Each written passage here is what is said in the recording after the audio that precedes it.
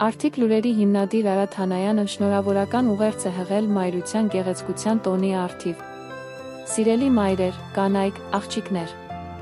իմացեք, որ միշտ կան մարդիկ, որոնց համար դուք կյանքից թանկ եք։